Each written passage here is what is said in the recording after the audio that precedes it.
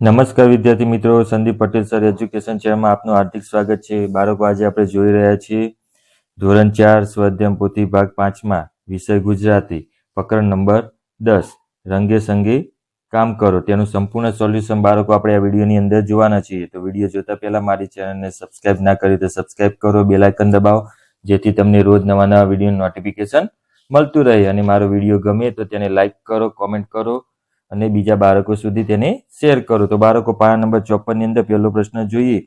તો પ્રશ્ન નંબર 1, આડાઅવળા અક્ષરોને યોગ્ય ક્રમમાં ગોઠવી અર્થપૂર્ણ શબ્દ બનાવો. તો અહીંયા અર્થપૂર્ણ શબ્દ જુઓ. પહેલામાં આવશે દિવાલ, બીજામાં આવશે પરસેવો, ત્રીજામાં આવશે કચુંબર, ચોથામાં આવશે લકોટી. તો બાળકો, આ રીતે તમારે અર્થપૂર્ણ વાક્ય, જે આડાઅવળા શબ્દો આપ્યા હોય મૂળાક્ષરો, તેના અર્થપૂર્ણ વાક્ય બનાવવાના છે.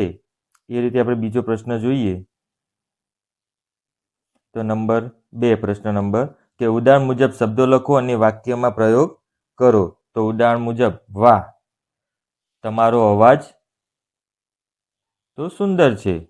અહીંયા અરે શબ્દ આપે છે. અરે, તમે ક્યારે આવ્યા? તો આ રીતે તમારે શબ્દનો ઉપયોગ કરી અને વાક્ય બનાવવાનું છે. શાબાશ, તો શાબાશ, તે ખૂબ જ સરસ કામ કર્યું.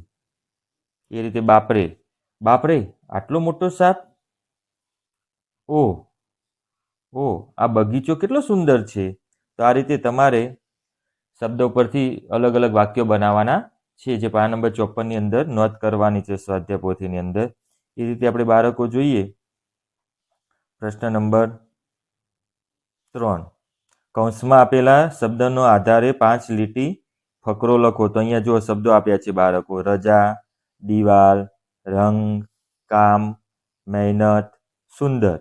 તો અહીંયા જો આપણે વાક્યો બનાવે છે, ફકરો બનાવે છે. રવિવારે રજા હોવાથી તે ઘરની દિવાલ રંગવાનું નક્કી કર્યું. તો અહીંયા મેં દિવાલ પર સરસ મજાનો રંગ લગાવ્યો. આ કામમાં ખૂબ જ મહેનત લાગી, પણ તે દિવાલ ખૂબ જ સુંદર દેખાવા લાગી. તો બાળકો, આ રીતે તમારે આ શબ્દો, જે 6 શબ્દો આપ્યા છે, 6 શબ્દોનો ઉપયોગ કરી સરસ મજાનો ફકરો બનાવવાનો છે. તમારે આના સિવાય બીજો ફકરો પણ તમે બનાવી શકો છો. તો અહીંયા પ્રશ્ન નંબર 4 જોઈએ, પાના નંબર 54 ની અંદર. તો શું કીધું છે કે ઘટનાક્રમ મુજબ ગોઠવીને લખો. તો અહીંયા બધા શબ્દો આપ્યા છે. અહીંયા ત્રણ વાક્યો આપ્યા છે. એ જ રીતે પાના નંબર 55 ની અંદર અહીંયા બીજા 2 વાક્યો આપ્યા છે. તો અહીંયા એ પ્રમાણે આપણે જોઈએ તો પહેલું વાક્ય બનશે: ભારે હૈયે તેને ચૂનાની તેલ ઉઠાવી. બીજું વાક્ય જોઈએ: હવે ટોમ પાસે માત્ર 2 જ કામ હતા. ત્રીજું વાક્ય જોઈએ: બિચારો બેન પરસેવે રેબઝેબ થઈ ગયો. ચોથું વાક્ય જોઈએ: બધા રવિવારે ટોમની મજાક ઉડાવવા આવ્યા હતા. પાંચમું વાક્ય જોઈએ: દિવાલ તો આખી રંગાઈ ગઈ. તો આ રીતે 55 પાના નંબરનું સોલ્યુશન બાળકો આપણે જોયું. એ જ રીતે આપણે 5મો પ્રશ્ન જોઈએ. તો 5મા પ્રશ્નની અંદર શું કીધું છે? પ્રશ્ન 5, સાચા વિધાનો સામે ખરાની નિશાની અને ખોટા વિધાનો સામે ખોટાની નિશાની કરો. તો અહીંયા પહેલો પ્રશ્ન આપ્યો છે નંબર 1, રવિવાર એટલે રજાનો દિવસ. તો સાચું વાક્ય છે. નંબર 2, બેનના હાથમાં એક મોટું લાલ ચટક ટામેટું હતું. તો આ ખોટું વાક્ય છે. નંબર 3, બધા મિત્રો રવિવારે ટોમની મજાક ઉડાવવા આવ્યા હતા. એ સાચી વાત છે. નંબર 4, બપોર સુધી દિવાલ 2 વાર રંગાઈ ચૂકી હતી. તો ખોટું વાક્ય છે. નંબર 5, ટોમે ટોપલીમાંથી મોટું સફરજન લીધું. તો વાત સાચી છે. એ રીતે બાળકો આપણે 6થો પ્રશ્ન જોવાનો છે. તો 6થા પ્રશ્નમાં નીચેના વાક્યમાં ટોમ દ્વારા બોલવા વાક્ય સામે ટી અને તેના ભાઈબંધની બેન દ્વારા બોલવા વાક્ય સામે બી કરવાનું. તો જુઓ પહેલો નંબર: વાહ, ટોમ સોયર રવિવારના દિવસે કામ. તો બી આવશે. તું આને કામ કહે છે? તો ટી આવશે. ટોમ બોલે છે. ટોમ, હું તને અડધું સફરજન આપીશ. તો બેન બોલે છે. નંબર 4, તું જા ભાઈ, મને મારા કામ કરવા દે તો ટોમ આવશે. પાંચમું વાક્ય, માસી હવે હું રમવા જાઉં, તો આની અંદર ટોમ બોલે છે એટલે ટી આવશે. તો આ રીતે છઠ્ઠા પ્રશ્ન સોલ્યુશન જોયું. તો અહીંયા સાતમો પ્રશ્ન જોઈએ. તો સાતમા પ્રશ્નની અંદર તમને ગમતા કામ વિશે 5-6 વાક્યો લખો. તો તમને જે કામ ગમતું હોય તેના વિશે 5-6 વાક્યો લખવાના છે. તો અહીંયા મેં 5-6 વાક્યો લખ્યા છે. મને વાર્તા વાંચવી ખૂબ ગમે છે. વાંચન કરવાથી નવી માહિતી મળે છે. મારા જ્ઞાનમાં વધારો થાય છે.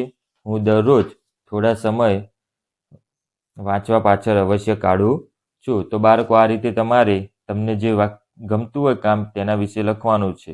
તો અહીંયા મેં સાતમા પ્રશ્નની અંદર વાંચન વિશે લખ્યું છે. તમારે પાના નંબર 55નું આ સોલ્યુશન જોયું. આપણે 56 પાના નંબરનું સોલ્યુશન જોવાના છે. મારો વિડીયો જોતા રહેજો. વિડીયો જોતા પહેલા મારી ચેનલને સબસ્ક્રાઇબ ના કર્યો તો સબસ્ક્રાઇબ કરો, બેલ આઇકન દબાવો, જેથી તમને રોજ નવા નવા વિડીયોનું નોટિફિકેશન મળતું રહે. પ્રશ્ન નંબર 8, પ્રશ્નોના ઉત્તર આપો. નંબર 1, રજાનો દિવસ હોય ટોમ શું વિચારતો હતો? તો ટોમ વિચારતો હતો કે આજે સ્કૂલ નથી, તેવી બસ આરામ કરો અને રમવા જાઓ. બીજા પ્રશ્નની અંદર જોઈએ તો ટોમના મનમાં કેમ દાજ ચડી? તો ટોમને રજાના દિવસે દિવાલ રંગવાનું કામ સોંપવામાં આવ્યું, તેથી તેના મનમાં દાજ ચડી. એ રીતે આપણે ત્રીજો પ્રશ્ન જોઈએ. તો ત્રીજા પ્રશ્નની અંદર શું કીધું છે? કામ કરા પણ હોય છે, સમજાવો. કેમ કે બધા કામ બધાને ન આવડે. કામ એ માત્ર કામ નથી હોતું, પરંતુ એ કળા હોય છે. નંબર 4, ટોમ પાસે કયા 2 કામ રહ્યા? તો ટોમ પાસે 2 કામ હતા. બેનને સૂચનાઓ આપવાનું અને સફરજનના નાના નાના બટકા ભરવાનું. પાંચમો પ્રશ્ન જોઈએ. તો પાંચમા પ્રશ્નની અંદર શું કીધું છે કે પોલી માસીને દિવાલ રંગવાની બાબતે ટોમ પર કેમ વિશ્વાસ ન થયો? ટોમ સામાન્ય રીતે કામચોર અને રમતિયાળ હતો, તેથી પોલી માસીને દિવાલ રંગવાનો વિશ્વાસ ન થયો. તો આ હતા બાળકો પ્રશ્ન નંબર 8નું સોલ્યુશન. તમે મારો વિડીયો જોતા રહેજો. આપણે હજી પ્રશ્ન નંબર 8 જોવાના છીએ. તો અહીંયા પ્રશ્ન નંબર 8 જોઈએ. તો પ્રશ્ન નંબર 8 માગ્યા મુજબ લખો.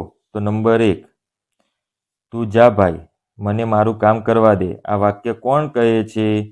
તો બેન ટોમને, ટોમ બેનને કે ટોમ બોલીને? તો જવાબ આવશે ટોમ બેનને કહે છે. નંબર 2, ટોમનો ચહેરો વિલાઈ ગયો. રેખાંકિત રૂઢિપ્રયોગને અર્થ નીચેનામાંથી કયો થાય? તો ચહેરો વિલાઈ ગયો, તો એનો રૂઢિપ્રયોગનો અર્થ થાય બ બરાબર ઉદાસ થઈ ગયો. નંબર 3, મને એમની વાત સાચી લાગી. લીટી દોરેલા વિરોધાર્થી શબ્દ મૂકીને વાક્ય ફરીથી લખો. સાચી તો ખોટો શબ્દ થાય વિરોધાર્થી, તો મને એમની વાત ખોટી ન લાગી. આપણે વાક્ય એના જ બનાવવાનું છે, પરંતુ વિરોધાભાસ શબ્દનો ઉપયોગ કરવાનો છે. નંબર 4, ટોમના મિત્રો તેની મસ્કરી કરવા ઈચ્છતા હતા. તો લીટી દોરેલા શબ્દનો સમાનાર્થી શબ્દ મૂકી વાક્ય ફરીથી લખો. ટોમના મિત્રો તેની મજાક ઉડાવવા ઈચ્છતા હતા. મસ્કરીનો સમાનાર્થી શબ્દ થાય મજાક. તો બાળકો આ તો પાના નંબર 56નું સોલ્યુશન. બાળકો તમને મારો વિડીયો ગમ્યો હોય તો મારી ચેનલને સબસ્ક્રાઇબ કરો, બેલ આઇકન દબાવો, જેથી તમને રોજ નવા નવા વિડીયો નોટિફિકેશન મળતું રહે અને મારો વિડીયો બીજા બાળકો સુધી શેર કરો. આવજો બાળકો. Good night. આવતીકાલે ફરીથી મળીશું.